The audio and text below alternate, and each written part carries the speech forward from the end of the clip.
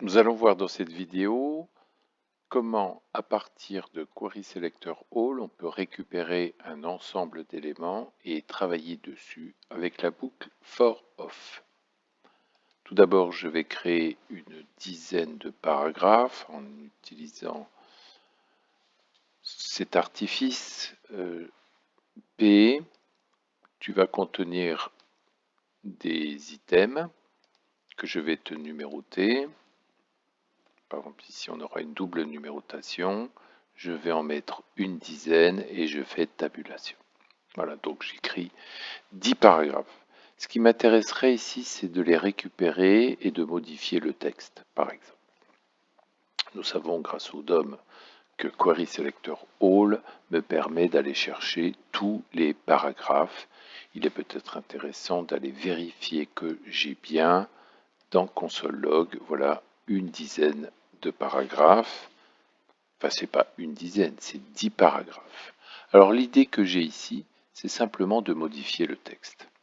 Donc pour cela, je vais faire une simple itération for let p of tous les p et je vais modifier par exemple le code inner HTML ou inner text de chaque paragraphe. Nous voyons que nous avons donc modifié de façon très simple, mais ceci est très puissant, évidemment, l'ensemble des textes.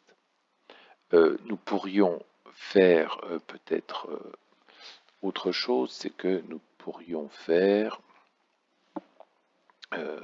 plus 2, voilà, donc le HTML plus 2, voilà, on voit qu'il y a une concaténation ici qui s'opère, hein, voilà.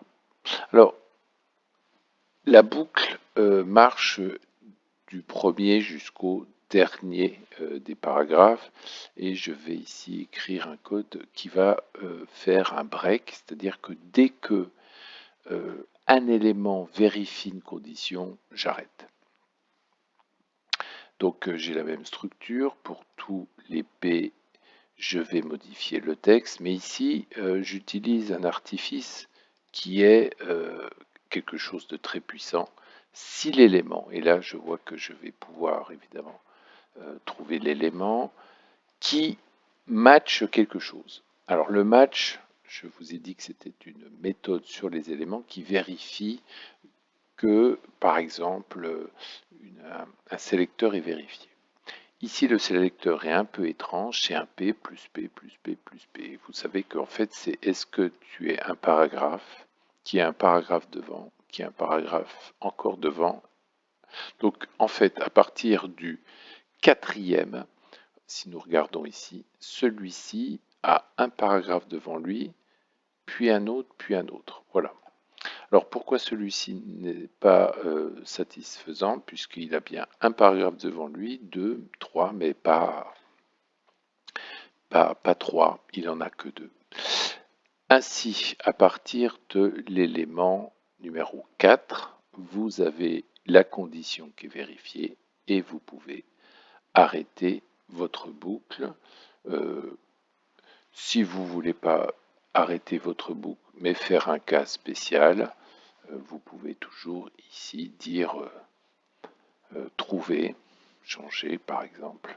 Voilà ce que vous pouvez faire, c'est aller chercher parmi tous les paragraphes celui qui vérifie une condition et vous venez évidemment de le trouver en quatrième position.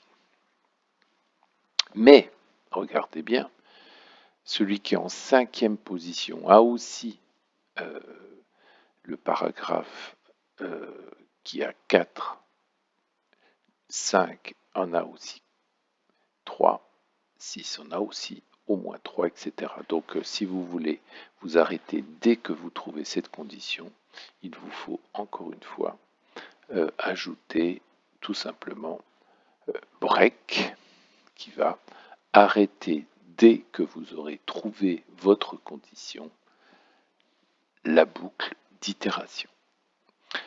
Nous verrons que nous pouvons également l'année prochaine utiliser par exemple des filtres. Nous pourrions filtrer nos éléments et uniquement travailler dessus. Bien sûr, ici, vous savez que nous aurions pu directement aller chercher tous les paragraphes de cette manière-là et nous aurions pu faire une itération, voilà, par exemple, comme ceci, directement. Donc, voici une courte vidéo qui a montré comment récupérer des éléments par Query Selector All et de faire une itération.